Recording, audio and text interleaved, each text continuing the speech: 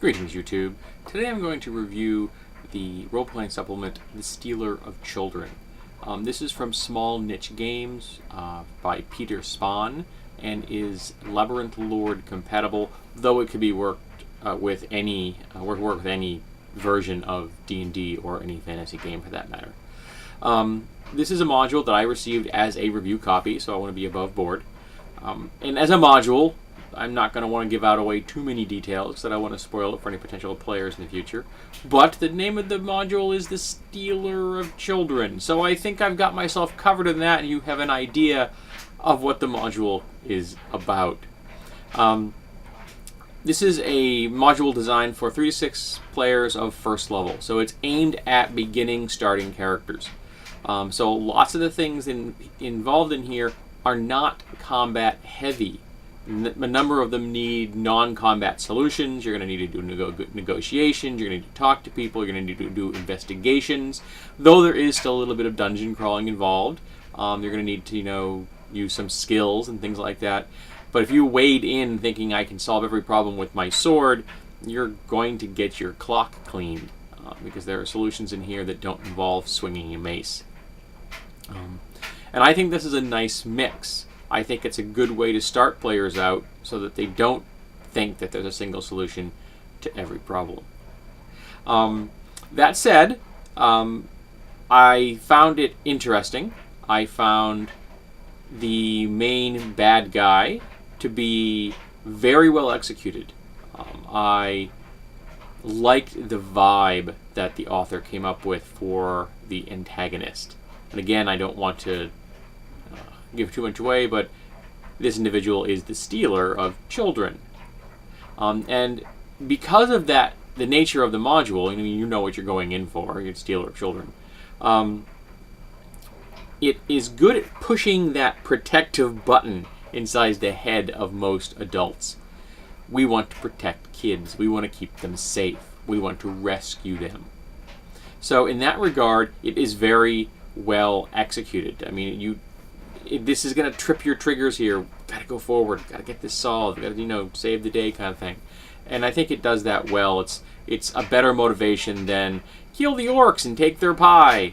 Though there is chances in here to actually have random encounters that are of more the traditional nature. Now, as far as the module goes as replayability, there is the possibility that you don't take the antagonist out immediately or with full efficiency. So the antagonist could make a second showing in this setting. But I think the strong suit in this particular module is the fact that where it's located, the village, the forest around the village, there are some ruins nearby. I think all of these things have a lot of utility for a GM. There's also some random charts in here for encounters, which I think could be used again, or at least become a template for a starting GM to understand how you can have encounters that aren't just kill the orc, take their pie, that are a little more interesting, are a little more mood-inducing, things that aren't clear-cut. Okay, we found this thing. Now, what does it mean? Is this thing to leading us to a new adventure? Is it just an art installation? You know what I mean? What is going on in this scene? And there are things in here that are very open-ended. As I mentioned, the ruins, they do play a small part, but they could be expanded quite easily to play a larger part at a later date. They don't necessarily play a large part in the module itself. So, if you were looking for a low-level starting module and you are a fan of the old school revival, this is really completely and utterly aimed at you. I have a friend that likes the basic fantasy game, I think I believe it's called, and he will eat this up.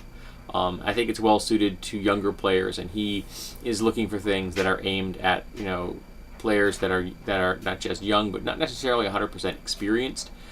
Specifically, he's aiming for things that his 12-year-old daughter or 11-year-old daughter would enjoy. So I recommend this. Go find stuff for Small Niche Games. I have read everything that they've produced, and I have been impressed with it all for varying different reasons. I think they've done an excellent job of capturing the feel of the old school revival, and even though it's not my particular ballywick, I still enjoy reading the modules and seeing the work done.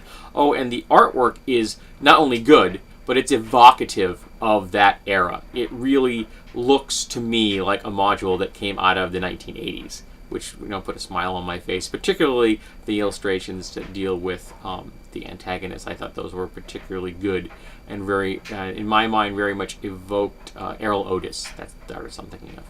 So I liked it. Go give it a read. I think you'll enjoy it.